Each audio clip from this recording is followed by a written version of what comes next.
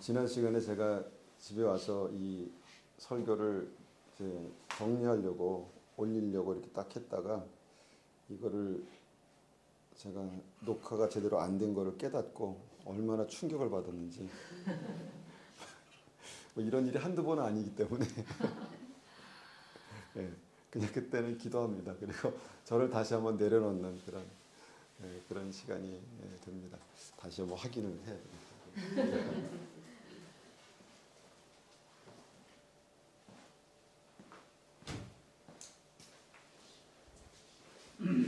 이게 얼마나 감사한지 몰라요. 왜냐하면 하나님께서 이런 사람도 쓰시는구나. 이건 정말 100% 주님의 은혜다. 이런 생각을 합니다. 오늘 함께 우리가 생각해 볼 말씀의 제목은요, 건강한 말이에요. 건강한 말. 그러니까 우리가 이제 연세가 높아질수록 그 대화의 화두가 건강 아니겠습니까? 몸에 좋은 음식, 그다음 영양제, 특별히 뭐 좋은 그 약 있다면 서로 나누고 이제 그렇게 하지 않습니까? 건강이 굉장히 중요하죠. 그리고 점점 더 중요해지는 그런 시기를 살고 있지 않나. 육체의 건강뿐 아니라 우리의 마음의 건강도 얼마나 요즘 중요하게 다뤄지고 있습니까?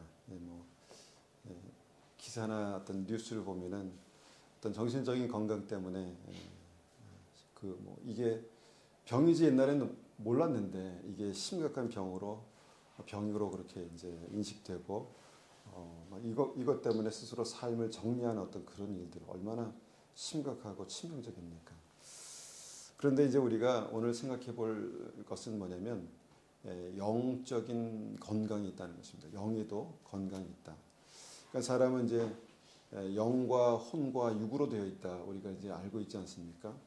그러니까 이제 육체는 우리가 알고 있고 혼은 이제 우리가 일반적으로 생각하는 지식과 정서와 의지가 이제 거기에 속한 것이고, 그럼 영은 뭐냐? 영은 뭐냐? 우리가 이렇게 생각해 볼 수 있죠. 그러니까 단적인 예로 이전에도 한번 설교에서 말씀을 드렸던 것 같은데 그 보노보 침팬치라는 침팬치가 있습니다. 그런데 걔가 IQ가 120이에요. 제 친구들보다 높아요. 그래서 그 IQ가 120인데 이걸 한번 딱 보고 컴퓨터에서 뭔가 이 숫자를 정확히 보고 끄면 정확히 그 위치에서 이걸 다 누르더라고요. 그러니까 이제 그 정도로 뭔가 순간적인 어떤 이 지각력, 기억력 이게 엄청나게 좋은 겁니다. 그런데 여러분 혹시 원숭이가 예배드리는 모임을 혹시 알고 계십니까? 동물원에 모여서 하나님 내가 여기 갇혀 있습니다. 주님 자유를 주십시오. 이렇게 기도하는 거 보셨나요? 못 보셨을 겁니다. 있을 수가 없죠. 왜냐하면 아무리 IQ가 높아도 그들은 신을 찾지 못합니다. 그런데 유일하게 사람은 하나님의 형상대로 만들어졌기 때문에 하나님을 모르는 옛날부터 그렇게 하나님을 찾고 뭔가 바다에 가서 하나님을 찾고 산에 가서 하나님을 찾고 이렇게 찾는 거죠. 그러니까 뭔가 빈 곳에는 하나님의 형상으로만 채워질 수 있는 어떤 그게 있다는 것입니다. 그게 바로 영이라는 것입니다. 영적인 존재다라고 이렇게 말하는 것이죠. 그런데 이제 그 영이 우리 사람에게만 있는 것이 아니라 원래 그 영을 가지고 계셨던 하나님께 그 영이 있죠. 우리 그 하나님의 영을 홀리 스피릿, 성령이라고 그렇게 말합니다. 홀리 스피릿, 성령이라고 그렇게 말하죠. 그러니까 하나님과 우리가 그 영으로 그렇게 닮아 있다라는 것이죠. 그런데 이 하나님의 영, 그다음에 사람의 영뿐만 아니라 또 다른 영들이 있죠. 우리가 이제 그냥 영어로 말할 때는 홀리 스피릿 대문자를 쓰는데 그냥 스피릿이라고 그렇게 말하고 우리는 이제 악한 영, 귀신, 사탄, 마귀다 이렇게 말하죠. 그러니까 우리가 이제 가끔 무당이었다가 이렇게 돌아온 어떤 그런 분들의 간증들을 들어보면 그들이 신내림을 공부해서 이렇게 하는 게 아니라 그 강신무라고 그러죠. 무당이 그렇게 신내림을 받아서 그걸 거부할 수 없어서 자기가 무당이 됐는데 그 인생을 끊을래야 끊을 수 없었는데 하나님 만나고 교회 오니까 그게 끊어지더라. 이렇게 이제 고백하는 것들이 심심치 않게 좀 많이 있습니다. 그러니까 뭐냐면 영적인 존재들이 있다는 것이죠. 그러니까 뭔가 신이 그렇게 귀신 들렸다 이렇게 말하죠. 그렇게 말할 수 있는 영적인 세계가 있다라는 것을 우리가 생각해 볼 수 있습니다. 그러면은 우리가 이 눈에 보이지 않는 이런 영적인 어떤 세계, 영적인 존재들 안에서 우리가 건강한 어떤 그 영, 건강한 영, 그러니까 영이 살아 있다, 또 죽어 있다 이렇게도 표현하거든요. 건강한 영, 약한 영, 뭔가 살아있는 영, 뭐 이 영이 있다라는 것이죠. 그러니까 우리가 점점 더 이제 과학이 발전할수록 옛날엔 눈에 보이는 것만 가지고 그냥 판단했어요. 손 깨끗하면 가서 이제 이렇게 먹고 그랬는데 지금은 이제 그렇지 않죠. 지금은 여기에 보이지 않는데 막 그냥 박박 비누로 막 씻고 막 난리를 합니다. 왜냐하면 보이지 않는데 여기에 바이러스가 있기 때문에 그렇죠. 바이러스 있다고 믿을 뿐만 아니라 그게 이제 검증이 됐다는 것이죠. 그러니까 눈에 보이는 영적인 존재들도 그렇다라는 것입니다. 그래서 이 영적인 세계를 이해하고 영적인 존재를 이해하고 그것을 관리하는 게 우리 믿음 안에서도 상당히 중요한 것이다라는 것이죠. 그래서 성경이 이것을 강조합니다. 에베소서 6장 12절 말씀 한번 찾아서 읽어보겠습니다. 에베소서 6장 12절입니다.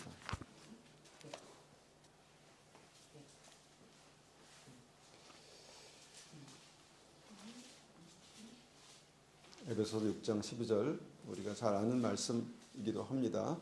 6장 12절 말씀을 받들어 있습니다. 우리의 씨름은 혈과 육을 상대하는 것이 아니요 통치자들과 권세들과 이 어둠의 세상 주관자들과 하늘에 있는 악의 영들을 상대함이라. 자, 우리의 씨름이라는 게 뭐 그냥 삿바잡고 씨름하는 그게 아니라 인생이 정말 씨름 아니겠습니까? 뭔가 사람과 사람 만나고 그 다음에 그것을 통해서 뭔가 이루어내고 만들어내고 문제를 해결하고, 그러니까 사람과 사람과의 관계를 말하는 것이죠. 그런데 이 사람과 사람과의 관계 속에서 인생의 씨름이 그냥 사람만을 대하는, 보는 거, 보이는 거, 만져지는 것만을 대하는 어떤 그런 싸움이 아니고 뭔가 이 한마디로 말하면 악한 영들을 상대하는 것이다 이렇게 말합니다. 그러니까 뭔가 힘, 권세, 뭐 영적인 권세, 악한 영의 권세, 뭐 프린시팔리티 뭐 이렇게 얘기하는 어떤 그런 권세들이 있다라는 것을 성경이 말씀하는 것이죠. 그래서 보통은 믿음이 없을 때에는 그냥 눈에 보이는 것만 그렇게 생각하지만 믿음이 생기고 나서는 이것이 뭔가 우리가 이런 말들 하죠. 우리가 영적으로 민감한 게 필요하다 이렇게 이제 말합니다. 그러니까 영적인 것을 보는 것이죠. 이것이 단순히 내가 우리 아내와 다투는 것이 그냥 의견 차이뿐만 아니라 그 다투는 것이 어떤 영적인 일일 수도 있다 이렇게 보는 거죠. 그러니까 뭔가 하나님께 사로잡힌 사람과 하나님 모르는 사람이 어떤 이 대화할 때도 통하지 않는 어떤 그런 부분이 있거든요. 근데 영적인 것으로 우리가 또한 이해할 수 있다 이렇게 말씀을 드릴 수 있습니다. 그래서 이 영적인 것들이 우리의 삶 속에요. 단순히 그냥 믿음으로만 이해되는 것이 아니라 바이러스가 우리 몸에 들어오면 증상이 있듯이 영적인 것들이 우리 삶 속에 나타나는 증상들이 있습니다. 성령이 오셨을 때, 성령이 함께 계실 때 나타나는 증상이 있죠. 경험하신 분들은 아실 겁니다. 기쁨이 있고 소망이 있고 치유가 있고 담대함이 있습니다. 성령이 함께 하시는 어떤 증상들이 있다는 것이죠. 그런데 악한 영의 역사가 나타나는 증상들이 있어요. 정말 이 참을 수 없는 분노를 한번 경험해 보셨습니까? 참을 수 없는 분노. 내가 왜 이런 일로 이렇게까지 화를 내나 이렇게 했는데 저도 그럴 때가 있더라고요. 내가 왜 사랑하는 아내에게 이렇게 심한 말을 하지? 그럴 때가 있더라고요. 그렇게 뭔가 내 의지가 아닌 내 의지보다 더 강하게 내가 컨트롤할 수 없는 그 힘들이 있는데 이런 것들이 바로 영적인 증상이다 이렇게 볼 수가 있는 것이죠.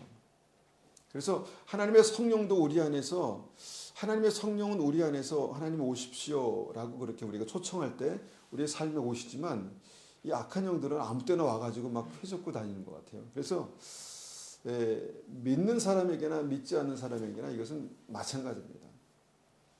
내가 믿음이 있으니까 나는 괜찮겠지 그렇게 생각하는데 우리가 성경대로 믿는 거 아니겠습니까? 성경을 보면 베드로가 예수님이 누구신지 알았어요.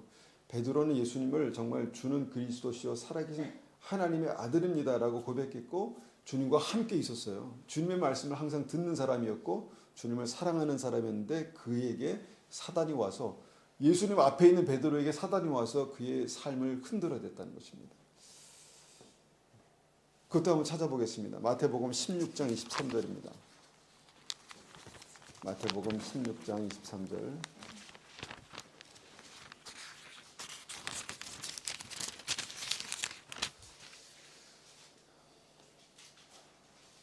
자, 예수님과 함께 있는 베드로에게 사단이 역사하니까 예수님께서 그를 보시면서 이렇게 말씀하십니다. 16장 23절입니다. 예수께서 돌이키시며 베드로에게 이르시되 사단아 내두로 물러가라. 너는 나를 넘어지게 하는 자로다. 내가 하나님의 일을 생각하지 아니하고 도리어 사람의 일을 생각하는도다 하시고, 여기 보니까 그냥 베드로와 예수님과의 대화라고만 생각하는데 이것은 베드로와 예수님과 마귀와의 3자 대면이 여기 모든 대화가 들어가 있는 거예요. 어떻게 예수님을 사랑하는 그 제자에게 사단이 와서 역사할 수 있을까? 그리고 이 베드로가 지금 예수님의 말씀을 우리가 자세히 보면 너는 나를 지금 쓰러뜨리려고 한다. 넘어뜨리려고 한다. 너는 나를 넘어지게 하는 자로다. 이렇게 이제 말씀하셨거든요. 이제 그런 베드로의 삶에 일어났던 일, 예수님의 제자에게 일어났던 일들이 우리에게는 왜 없겠습니까? 그런 일들이 있을 수 있겠죠. 그러니까 교회 안에서 치고받고 싸우는 일들이 있는 거예요. 자연스럽게 있는 겁니다. 사람이 모인 곳이니까. 또 교회는 더군다나 아무나 오라 이게 아니겠습니까? 길거리에 다니다가 아무나 무조건 와라, 와서 보라, 와서 들으라, 이게 이제 교회이기 때문에 교회에 사단의 역사가 있는 겁니다. 분쟁이 있고요, 다툼이 있고 아픔이 있는 겁니다. 왜냐하면 천국이 가기 전까지는 아마 계속 있을 거예요. 그러니까 예수님의 제자에게도 그런 일들이 있을 수 있었다라는 것입니다. 복음이 무엇인지를 알고 예수님이 그리스도요 살아계신 하나님을 알고 있었던 베드로에게 그런 일들이 있었다라는 것입니다. 그리고 이제 베드로가요, 이 장면을 보니까 예수님을 진짜 넘어뜨리려고 한 게 아니라 진실한 사랑을 표현하고 싶었어요. 진실한 마음을 표현하고 싶었어요. 예수님께서 막 말씀하시다가 한창 은혜 받고 있는데 십자가에 돌아가신다 그러니까 아이고 그러시면 진짜 안 됩니다. 예수님 절대로 그러실 수 없습니다.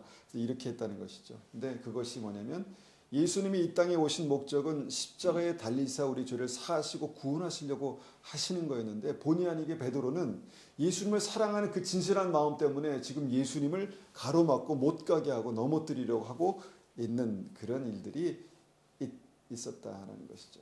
이게 이제 베드로 안에 역사했던 사단의 역사였다라는 것입니다. 예수님과 베드로 사이에, 예수님과 제자들 사이에 그런 일이 있었다면 교회 안에서도 그런 일들이 있을 수 있고요. 그 다음에 가정 안에서도 있을 수 있습니다. 목사도 싸우더라고요. 치열하게. 목사도 치열하게.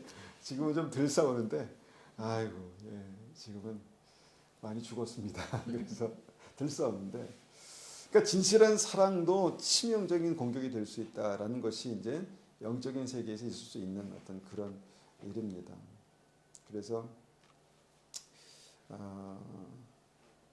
부모가 자식을 사랑하면 자식이 무조건 잘 되어야 되는데 자식이 무조건 잘 되지 않을 수도 있겠다라는 생각을 하게 되는 것이죠.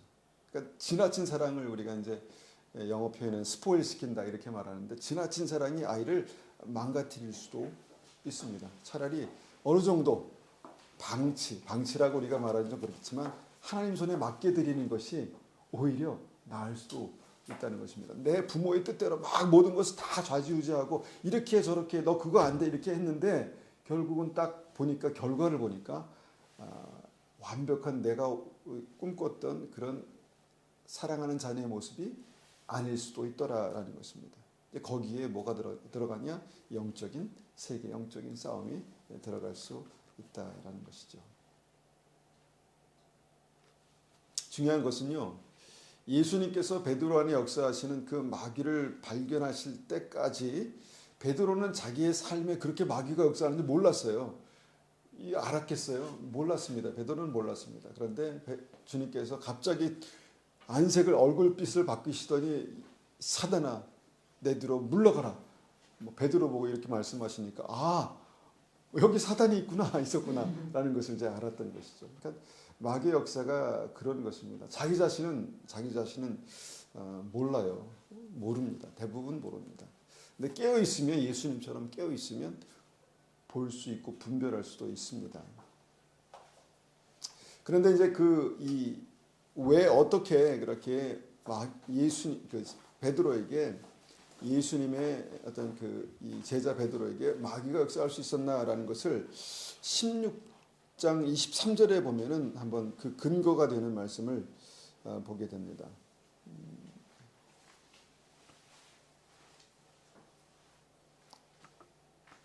16장 23절입니다.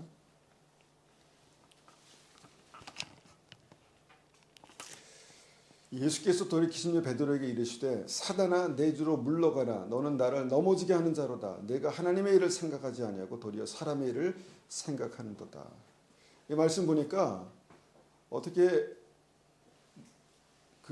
베드로가 예수님의 제자인데 예수님을 넘어지게 하는 자가 될 수 있을까? 그럴 수 있다라는 것을 보게 되고요. 근데 그 이유가 가만히 자세히 보니까 내가 하나님의 일을 생각하지 아니하고 도리어 사람의 일을 생각한도다. 무엇이 문제인가 봤더니 생각이 문제다라는 것입니다. 생각이 문제다. 그러니까 마귀는요, 엄청 무섭게 해가지고 나의 삶을 막 우겨싸고 그런 게 아니에요. 그냥 단순히 우리의 삶에 어떤 생각을 던져주는 것입니다. 이 생각이 문제. 생각이 우리의 마음속으로 들어오면요, 이 생각이 역사합니다.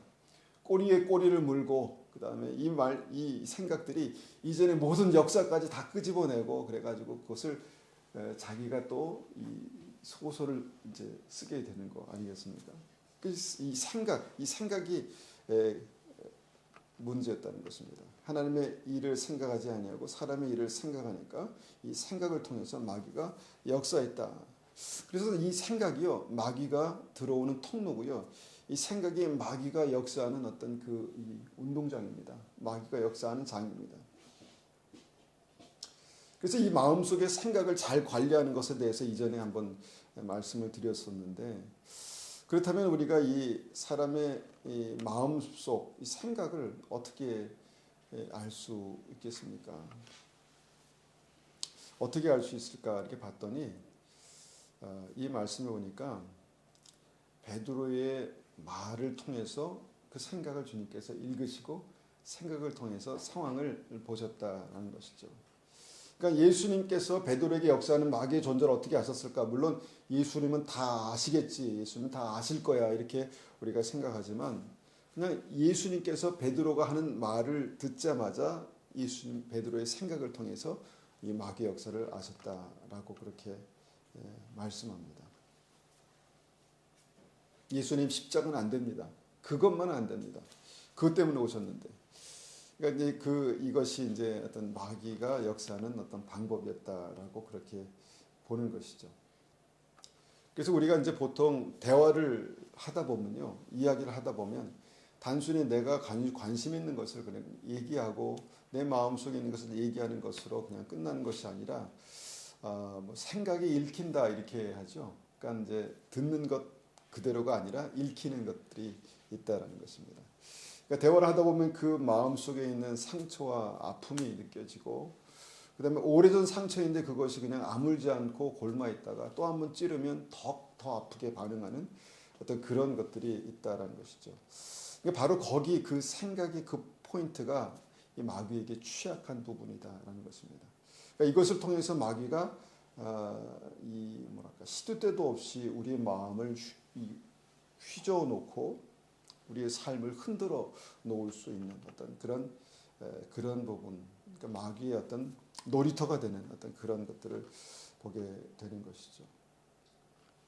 그러니까 이 말과 생각이 연결되어 있다라는 것을 우리가 생각할 때 우리가 이제 미웠기 때문에 하는 말들이 있지 않습니까? 미워하는 말들, 예, 그 말을 안 하면 되지 이렇게 생각하지만 그게 쉽지 않잖아요.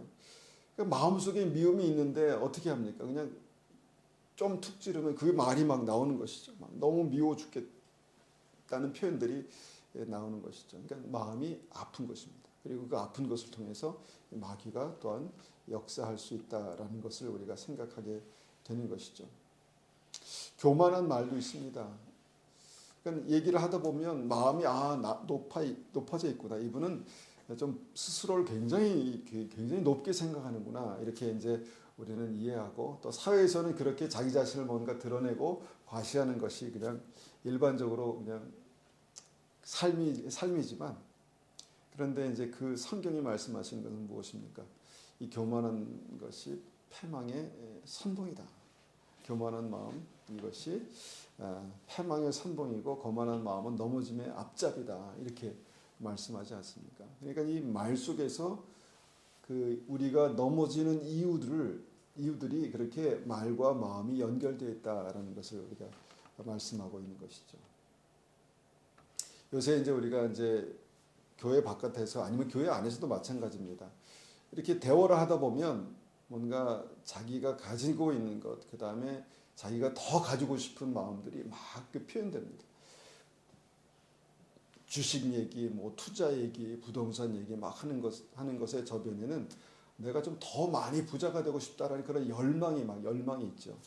그런데 이제 성경에서는 또 뭐라고 말씀하십니까? 하나님과 재물을 겸하여 섬길 수 없다. 뭔가 분명한 선이 이 믿음에서 필요하다 이렇게 말씀하시죠. 그런데 대화를 하다 보면 그 말들이 그 마음 속에 있는 어떤 상태를 표현하게 되는데, 그 상태가 뭔가 우리의 오늘 이제 주제인 그 말 가운데 뭔가 영이 병들어 있고 약하고, 또 뭔가 영이 세상에 묶여 있는 어떤 그런 모습들을 보게 된다는 것이죠. 그래서 이런 대화, 이런 말들을 한번 우리가 들어볼 때 내가 어떤 상태에 있는가를 이해할 수 있고요. 그 다음에 내가 어디를 향해 달려가고 있는가라는 것을 우리가 살펴볼 수 있습니다. 그러니까 말에는 인생이 달려가는 그 방향과 속도와 목적지가 나타나 있어요. 그래서 대화하다 보면, 그렇다고 입을 닫고 살 수는 없잖아요. 풀어내야 합니다. 그래서 내가 아픈 것도 드러내야 되고, 그래야 치유가 되는 것이고, 특별히 이제 성령 안에서는, 우리가 믿음 안에서는 서로 대화하면서 아픈 것도 들어주고 끄집어내고 그 다음에 다독거려주고, 이게 필요합니다. 그러니까 뭐 그냥 믿음 바깥에서 그냥 막 미워하고 그런 말들이 아니라 믿음 안에서 그것이 이제 필요하다는 것이죠. 그래서 이처럼 예수님께서 베드로의 말을 들으시고 베드로에게 역사하는 사단을 확인하신 것입니다. 보신 것입니다. 그리고 성경은요, 이 말들이 얼마나 우리에게 영향이 있나라는 것을 말씀하시는데, 이것도 한번 찾아보죠. 마태복음 15장 11절입니다. 마태복음 15장 11절. 15장 11절 우리 함께 읽겠습니다. 15장 11절 시작. 입으로 들어가는 것이 사람을 더럽게 하는 것이 아니라 입에서 나오는 그것이 사람을 더럽게 하는 것이니라. 우리가 어디 가서 뭐 맛있는 음식을 먹을 때 꼭 손을 씻지 않습니까? 손으로 뭐 상추쌈을 먹을 때 꼭 손을 씻죠. 왜냐하면 우리 입을 통해서 뭔가 더러운 것들이, 균이, 바이러스가 들어가서 우리를 더럽게 할까 봐 그렇게 되는 것이죠. 그런데 성경은 이해할 수 없는 어떤 이런 말씀하십니다. 입에 들어가는 것이 더럽게 하는 것이 아니라 입에서 나오는 것이 사람을 더럽게 한답니다. 입에서 나오는 게 뭘까요? 입에서 나오는 것이 말이에요. 말이 사람을 더럽게 한답니다. 이것은 그냥 그 더러운 말을 해서 그냥 그 사람의 인격이 더럽게 보인다 이런 말이 아니라, 실제로 우리 하는 말을 통해서 우리가 거룩해지기도 하고요. 우리 하는 말을 통해서 우리가 더러워지기도 한다라는 것입니다. 이것이 영의 역사, 영적인 역사를 이해하는 데 굉장히 중요한 부분들이다라는 것이죠. 그리고 또 다른 성경은요, 이 말의 무게를 굉장히 심각하게 다룹니다. 이것은 제가 읽겠습니다. 야고보서 3장 6절 말씀인데요. 혀는 곧 불이요 불의 세계라. 혀는 우리 지체 중에 온몸을 더럽히고 삶의 수레바퀴를 불사르나니 그 사는 것이 지옥불에서 나느니라. 이렇게까지 심각하게 말할 일인가 생각이 됩니다. 근데 혀가 불이랍니다. 그런데 이것이 온 인생을 다 태울 수 있는 불이랍니다. 삶의 수레바퀴를 불사른다 이렇게 말합니다. 삶의 수레바퀴를 불사를 정도로 그렇게 능력 있는 것이 혀의 입술에 이렇게 말의 권세다. 그리고 그것이 지옥불에서 난다. 지옥불에서 난답니다. 우리가 말 때문에 사람에게, 사랑하는 사람에게 깊은 상처를 줄 수 있습니다. 사랑하면 사랑할수록 더 그 말이 깊은 상처가 돼서 더 아프고 더 치명적인 어떤 그런 일들이 있을 수 있다는 것이죠. 그 별거 아닌 것 때문에, 말 때문에 가정이 깨진 일들이 있을 수 있지 않겠습니까? 결국은 보니까 그것이 지옥불에서 난다는 것입니다. 그러니까 이게 사단의 역사다. 이 말이 그냥 단순히 우리의 감정과 생각을 표현하는 그런 수단이 아니라 이것이 영적인 언어다. 영적인 역사다. 영적인 어떤 하나님의 어떤 그 역사다. 이렇게 말씀하고 있는 것이죠. 어느 초신자가요, 교회를 방문하셨답니다. 그런데 그 목사님은 안수기도를 많이 하는 목사님이에요. 그래서 막 이렇게 머리 대고 주님 막 안수기도를 막 하시는데, 그런데 그분이 기도를 받으면서 냄새나서 견딜 수가 없었답니다. 입냄새가 나가지고 견딜 수가. 그래서 그 초신자인데 그랬다는 것이죠. 그런데 목사님은 모르는 거예요. 더 열심으로 막 침을 튀어가면서 막 기도하시는데 우리 어머니 그런 말씀하시더라고요. 교회에 이제 여전사님이 계시는데 그분은 이렇게 왜 서로 대화하는 거리가 있지 않습니까? 그런데 그분은 친근감을 표현하기 위해서 이렇게 가까이 와서 이렇게 대화를 하신다는 거예요. 그러면 그분이 이제 속이 안 좋으신지 입냄새가 얼마나 나는지 그 앞에서 얘기를 들을 수가 없다는 거예요. 그래서 우리 어머니가 본인을 위해서가 아니라 전사를 위해서, 전사님 입에서 냄새 나니까 물 좀 드시고 오세요 그랬다는 거예요. 근데 이게 그냥 단순히 우스갯소리가 아니라 말에도 향기가 있습니다. 말에도 냄새가 있어요. 그러니까 이게 단순히 그냥 말폼새, 말씨 이렇게 말하고 끝낼 게 아니라 말에도 냄새가 있다니까요. 그래서 정말 말에서 막 똥구렁내가 나는 사람도 있고요. 말에서 향기가 나는 사람도 있습니다. 향기가 나면요, 마음과 이 마음을 즐겁게 해주는 것에서 끝나는 것이 아니라 이것이 지금 성경이 말씀하는 것이 뭡니까? 이 향기가 생명을 살리는 어떤 그런 능력으로 나타난다라는 것입니다.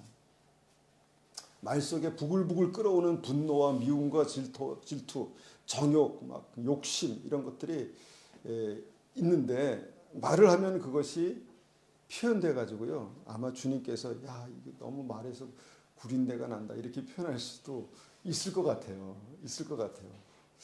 그래서 지금 이제 뭘 말씀하냐면 이 말을 통해서 영을 진단하고 영의 상태를 진단하고 그것을 진단하면서 무엇을 우리가 어떻게 새롭게 해야 될까 이것을 우리가 한번 생각해 볼 수 있다는 것입니다. 왜냐하면 말은 마음과 생각, 우리 속 사람의 표현이고요. 말은 영의 표현이고 영의 냄새이기 때문에 그렇습니다. 찾지 않겠습니다. 고린도서 2장 15절 16절 보면 이렇게 말씀하세요. 우리는 구원받는 자들에게나 망하는 자들에게나 하나님 앞에 그리스도의 향기니 이렇게 말합니다. 그러니까 생명은 향기입니다. 생명은 향기로 반드시 나타납니다. 우리 삶에 있는 믿음은요, 말을 통해서 표현되잖아요. 그것이 교회에서 예배에서 찬송으로만 표현되는 것이 아니라 가정에서 삶에서 내가 누구를 만나든 간에 그것은 입을 열면 감출 수 없는 향기입니다. 그것이 냄새든 향기든 정말 향김이 감출 수 없는 것들입니다. 그런데 그리스도의 향기다 이렇게 이제 말씀하고 있는 것이죠. 그래서 이 사람에게는 사망으로부터 사망에 이르는 냄새요, 저 사람에게는 생명으로부터 생명에 이르는 냄새라 누가 이를 감당하리요. 복음을 이제 듣기 싫어하는 사람들에게는 듣기 싫어 정말 뭐 똥꾸냉내처럼 그렇게 여겨질 수 있지만 생명으로 생명에 이르는 사람은 그 향기로 말미암아 생명이 살아나는 그런 일들이 있다는 것입니다. 그래서 말에는 영혼의 냄새가 난다라고 우리가 생각할 수 있다는 것입니다. 그래서 어떻게 하라는 것입니까? 마음과 생각, 말을 통해서 나타나는 마음과 생각을 관리하라는 것입니다. 마음과 생각과 영과 혼을 관리하는 것이 필요하다라는 것이죠. 우리 육체의 건강은요, 우리의 정신, 그러니까 혼의 지정의 판단하고 느끼고 생각하는 것에 달려 있습니다. 우리가 스트레스 받고 마음의 병이 가득하면 몸이 아프잖아요. 이렇게 됩니다. 그런데 영은 혼에게 영향을 줍니다. 생각하고 또 결정하고 또 느끼는 어떤 이 모든 감성의 영향을, 그러니까 영이 건강해야 우리 혼 지정의가 건강하고 육체가 건강하게 되는 것이죠. 그래서 영이 건강한 것이 어떻게 표현되나? 말 통해서 우리가 진단하고 표현될 수 있다, 이렇게 말할 수 있습니다. 우리가 영의 세계, 영이라고 하면 좀 신비의 영역이지만 이 신비의 영역이 우리의 말을 통해서 그냥 단순하게 우리가 한의사가 우리의 손을 짚고 그 사람의 상태를 맥을 진단하는 것처럼 마치 주님께서도 그렇게 베드로의 어떤 그 말을 통해서 그의 어떤 상황, 영적인 상태를 진단하시는 것들을 보게 되는 것이죠. 그러면 예수님의 이 장면, 예수님께서 베드로와 이렇게 대화하시는 이 장면을 통해서 우리가 생각할 수 있는 것은, 그럼 마귀를 어떻게 이기나? 이제 이 부분에서 우리가 이제 딱 이제 도다르게 되는데, 어떻게 이깁니까, 마귀를? 하나님의 말씀으로 이기는 것입니다. 주님의 말씀이 선포돼야 마귀가 물러나는 것입니다. 말로 이제 문제가 됐으니까, 말로 더럽게 됐으니까 말로 깨끗하게 이제 하는 것이죠. 말씀으로 깨끗하게 되는 것이죠. 마귀의 시험, 말을 통해서 마귀의 시험의 역사가 일어났으니까 하나님의 말씀으로 그것을 고치는 것이죠. 믿음의 사람들이 믿음으로 말하기 시작하면요, 상황이 바뀝니다. 관계가 개선되고요, 사랑이 느껴지고 회복이 있습니다. 그러니까 이건 내가 성령에 충만해서 성령의 사람일 때 되는 것이고요. 내가 사랑한다고 하지만, 그래서 막 많은 말을 쏟아내지만 이 말이 사람에게 상처를 주고 올가매고 우리를 우겨싸고 우리를 짓누르고 이렇게 되면 이게 말이 넘어지게 하는 거예요. 내가 나를 넘어지게 하는도다라는 마귀의 역사가 그렇게 말을 통해서 나타날 수 있다라는 것입니다. 예수님께도 마귀가 말을 통해서 이렇게 찾아왔습니다. 말을 통해서 생각을 일으키려고 찾아왔습니다. 예수님께서 금식하시고 이제 공생애를 시작하시기 전에 금식하시고 이제 오셨을 때, 내가 배고프니까 돌로 떡을 만들어 먹어라. 금식하면요, 누가 그러시더라고요. 허리 벨트만 봐도 막 배고파가지고 막 침이 질질 흐른다고. 그러니까 이제 그런 작전을 쓴 거예요. 뭐 돌 먹으라는 게 아니라 돌로 떡을 만들 능력이 있으니까 한번 빨리 배고프니까 그것을 해결해 봐라, 이렇게 이제 말하는 것이죠. 그러니까 인간은 누구나 다 그렇게 뭔가 자기의 방법대로 자기의 방식대로 문제를 해결하고 싶어 하죠. 근데 거기에 이제 마귀의 유혹이 말을 통해서 예수님께 전달된 것입니다. 그때 예수님께서 뭐를 어떻게 이기셨습니까? 단순하게 하나님의 말씀을 선포하셨죠. 사람이 떡으로만 살 것이 아니라 하나님의 말씀으로 산다, 이렇게 말씀하셨습니다. 이게 맞지 않는 말 같지만 진리의 말씀이 사단을 이긴다는 것입니다. 영적인 어떤 이 원리가 마귀의 역사를 끊어버린다는 것이죠. 사람이 떡으로만 살 것이 아니라 하나님의 말씀으로 산다, 이렇게 말씀하신 것입니다. 이 말씀으로 마귀의 말을 이긴 것입니다. 그러니까 우리 안에 하나님의 말씀이 있으면 마귀의 말을 끊어버릴 수 있어요. 분별할 수 있어요. 우리 안에 정말 주님께서 주신 말씀들이 우리 안에 가득하면 때에 따라서 시에 따라서 그 말씀이 퍼뜩 생각나는 거예요. 내가 이러면 안 되지. 내가 이것이 하나님께서 칭찬하실 만한 일들이 생각이 아니지라는 생각이 든다는 것이죠. 여러분, 하나님의 말씀이 무엇인지 우리 믿는 분들은 아시지 않습니까? 천지를 창조하신 능력이에요. 정말 이 죄의 사망의 권세에서 생명으로 옮기신 하나님의 능력이 말씀의 권능에, 말씀의 능력에 있다라는 것입니다. 그래서 우리가 믿음으로 말씀을 선포하고 묵상하고 다시 선포하는 것은 굉장히 우리 삶을 새롭게 하는 그런 능력이 있습니다. 아유 죽겠네, 아유 힘들어 죽겠네. 물론 힘드니까 그렇게 말이 나오겠지만 다르게 말할 수도 있습니다. 힘들어도 다르게 말할 수 있고, 또 여러 가지 상황들이 정말 내가 보기에는 이게 너무너무 힘들고 어려운 상황인데 우리가 다르게 말할 수 있죠. 믿음으로 말씀에 의지해서 다르게 말할 수 있는데, 그때 주님께서 내 안에서 더러운 것을 깨끗게 하시고 상한 것을 치유하시고 죽은 것을 다시 살리시는 은혜가 우리가 믿음으로 받은 말씀을 믿음으로 선포할 때 그렇게 나타난다라는 것입니다. 그래서 하나님의 생명의 말씀을 내 속사람 안에 채우는 것입니다. 좋은 원리나 좋은 어떤 이론이 아니라 하나님의 말씀을 내 속사람 안에 채운다라는 것을 늘 한번 생각해 보시고 마음에 두시기를 축원합니다. 그래서 믿음은 들음에서 난다라고 그렇게 말하죠. 그러니까 많이 들으면 그 말씀이 우리 안에 들어오면 믿음이 생기고, 그 믿음으로 말미암아 살아계신 하나님을 우리가 경험하게 됩니다. 그런데 우리가 말씀만 듣는 것이 아니잖아요.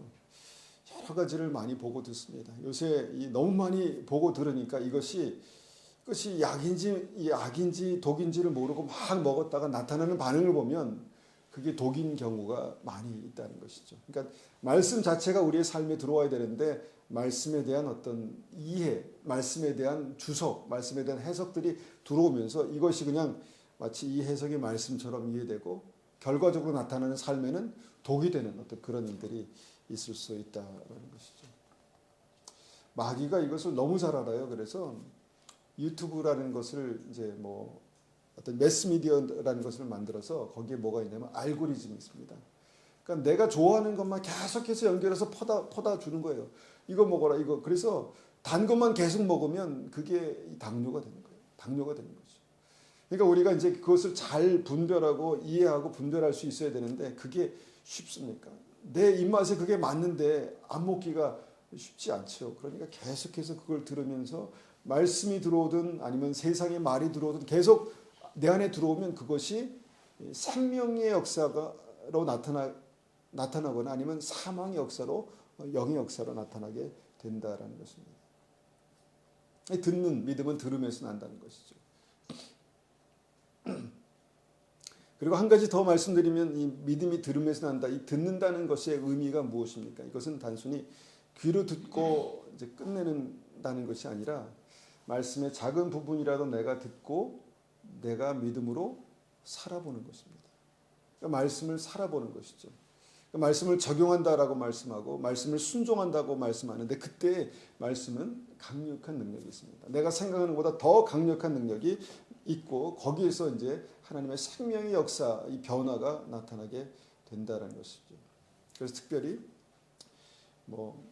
스게와 제사장의 7 아들처럼 무조건 선포하면 나가는 게 아니라 온갖 내가 말씀을 듣고 순종하는 믿음이 있을 때 그 말씀의 권세가 우리의 삶의 역사에서 마귀가 두려워 떠는 것입니다. 내가 바울도 알고 예수님도 아는데 넌 누구냐? 마귀가 이렇게 얘기할 수 있다는 것이죠. 그러니까 말이 틀려서가 아니라 이 말씀의 이 권세가 우리의 삶을 통해서 녹아지고 사라질 때 능력으로 나타나게 된다. 이것이 말씀을 듣는 것이다. 이렇게 말씀하고 있죠. 베드로가 이제 그 말씀을 이제 들은 것이죠.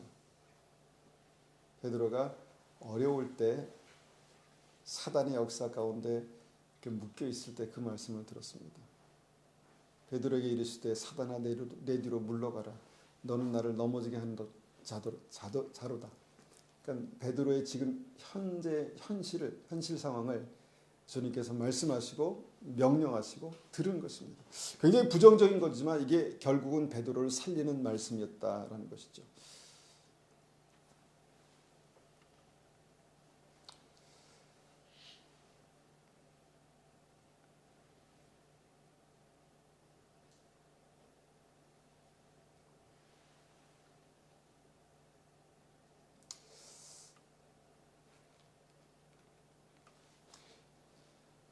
너무 길어지지 않았나 모르겠습니다. 그래서 제가 지금 말씀을 조금 생명의 말씀이 우리의 삶 속에 이렇게 역사하는 것입니다. 생명의 말씀. 내가 듣기 좋은 말씀만 듣고 그것으로 계속 마치 알고리즘처럼 은혜의 말씀만 듣는다고 해서 사람이 변화되고 생명으로 나가는 게 아니라, 때로는 베드로, 사랑하는 베드로에게 주님께서 아프게 이렇게 사단아 내 뒤로 물러가라 이렇게 막 정색을 하시고 말씀하셔야 베드로가 그의 삶 속에 묶여있는 사단의 권세로부터 그렇게 해방될 수 있는 어떤 그런 역사가 나타난다라는 것입니다. 이 말씀의 권능을, 말씀의 능력을 잘 아는 사단이요, 그 말씀이 들어가면 그것을 가만두지 않습니다. 대부분 그런 것 같아요. 주일날 말씀을 들으면 일주일 동안 생각하는 분들이 많지 않습니다. 바로 다음 날은 잃어버립니다. 뭐 망각의 은혜를 주신 건 너무 감사하긴 하지만 한 이틀은 가야 되지 않을까 생각하는데 바로 다음 날은 잃어버려요. 그래서 이제 기도하는 것입니다. 말씀으로 기도하는 것이죠. 누가복음 8장 12절에 보니까 이제 길가에 있는 떨어진 말씀, 씨에 대해서 이렇게 말씀하는데 한번 제가 읽어보겠습니다. 누가복음 8장 12절 보니까 길가에 있다는 것은 말씀을 들은 자니, 말씀을 들었습니다. 들은 자니 이에 마귀가 가서 그들이 믿어 구원을 얻지 못하게 하려고 말씀을 그 마음에서 빼앗는 것이 바로 길가에 떨어진 씨의 어떤 비유다라고 말씀하시죠. 그러니까 생명의 말씀이 얼마나 능력이 있는지 마귀가 알기 때문에 마귀가 가만히 교회 밖에서 진치고 있다가 내가 나가는 순간 내가 뭔가를 말하고 뭔가를 생각할 때 탁 그 말씀을 털어간다는 것입니다. 왜냐하면 구원받지 못하게 하려고. 그러니까 말씀이 구원과 관련이 있다는 것입니다. 내가 가지고 있는 이 생명의 도구가 뭔가 결정적인 순간에 나를 살리고 나를 일으키는 어떤 그런 도구로, 능력의 도구로 역사한다는 것이죠. 구원받지 못하게 하려고 말씀을 그 마음에서, 단지 말씀을 그 마음에서 빼앗아 간다. 그리고 세상이 주는 여러 가지 잡스러운 생각들, 고민들, 그것을 탁 던져준다는 것이죠. 그러면 이제 해결되는 거예요. 거기서 그냥 끝나는, 이 싸움은 끝나는 것입니다. 근데 말씀이 우리 안에 정말 깊이 떨어지고 그 다음에 뿌리 내리기 시작하고 깊이 뿌리를 내리면 그 삶에 이 말씀은 생명이기 때문에 생명의 열매들이 능력으로 나타나게 됩니다. 씨앗이 떨어져서 그것이 그냥 씨앗 혼자 자라서 끝나는 것이 아니라 30배, 60배, 100배의 결실이 삶에 나타나고 또 그 알 하나하나, 씨 하나하나는 또 30배, 60배, 100배, 그러니까 생각할 수 없는 어떤, 상상할 수도 없는 그런 하나님의 생명의 역사가 말씀을 통해서 나타나게 된다는 것이죠. 그래서 말씀은 우리 삶에 떨어질 때 깊이 뿌리 내리는 과정이 필요하다라는 것이죠. 그리고 그 말씀이 내가 말씀을 살아낼 때, 말씀을 가지고 한 가지라도 살아낼 때, 말씀을 깊이 묵상하고 순종할 때, 한 가지라도 내가 순종하며 살아갈 때 그것이 그 삶에 뿌리를 내리게 됩니다. 당장은 아니지만 뿌리 내리고 자라기 시작하고 열매 맺기 시작하는데 그것이 하나님의 생명의 역사, 성령의 영의 역사다라고 그렇게 말씀합니다. 그리고 그렇게 깊이 뿌리내는 말씀이 어떻게 됩니까? 삶으로 나타난다는 것이죠. 말로 나타난다는 것입니다. 그리고 우리가 그때 말하는 이 말이 생명을 살리는 복음이 된다는 것입니다. 우리가 예수님은 하나님의 아들이시고 우리의 구세주십니다, 이런 문장의 복음뿐만 아니라 우리 안에 계신 성령께서 순간순간 나에게 주시는 말씀들이, 마음들이 있어요.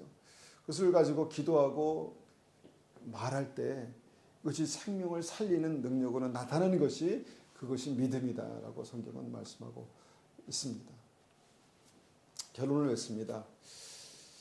베드로가 주는 그리스도시요 살아계신 하나님의 아들입니다 라고 생명이신 주님을 말할 때 주님께서 베드로에게 말씀하셨습니다. 너는 베드로라, 내가 이 반석 위에 내 교회를 세우리니 음부의 권세가 이기지 못하리라. 믿음을 말하면 주님께서 우리 안에 더 큰 믿음을 말씀하세요. 내가 믿음으로 말하면 주님께서 우리에게 더 엄청난 믿음으로 말씀하십니다. 그리고 그 일들이 하나하나 이루어집니다. 그 하나님의 약속이 하나하나 우리 삶 가운데 일어나게 되죠. 물론 연약한 베드로고 주님과 함께 있는데도 인간적인 생각으로 주님을 넘어지게 할 수 있었던 베드로지만 그 전에 주님은 이것을 보신 것입니다. 베드로 안에 주는 그리스도시요 살아계신 하나님의 아들입니다라는 믿음의 고백 가운데 내가 이 반석 위에 이 믿음의 반석 위에 내 교회를 세우고 음부의 권세가 이기지 못할 그런 하나님의 권능으로 내가 너를 붙들리라 이렇게 이제 선포하신 것이죠. 우리가 생명을 말할 때 생명이 역사합니다. 그러나 우리가 사망을 말하면 사망이 역사한다는 것이죠. 그래서 우리의 말이 중요한데 이 말을 어떻게 잘할 수 있을까? 우리의 의지로 한계가 있습니다. 우리의 마음이 하나님의 말씀으로 생명으로 채워져야 합니다. 그리고 우리가 말씀을 선포할 때, 말씀을 말할 때 그 말씀이 우리를 깨끗게 하고 우리의 관계를 깨끗게 하고 우리의 삶의 터전을 깨끗게 하는 하나님의 능력으로 나타나게 됩니다. 그런 하나님의 은혜가 하나님의 말씀을 대언하시는 그런 은혜가 우리 한 분 한 분의 삶 가운데 있으시기를 간절히 축원합니다. 아멘. 말씀은 능력이고 생명입니다. 그 말씀으로 우리의 삶을 가득 채우시는 은혜가 있으시기를 축원합니다. 이 시간에 우리가 같이 조용히 우리 입술을 열어서 기도합니다. 말씀을 가지고 기도할 때 하나님 주님의 말씀이 우리의 삶에 머무는 은혜가 있게 도와주십시오.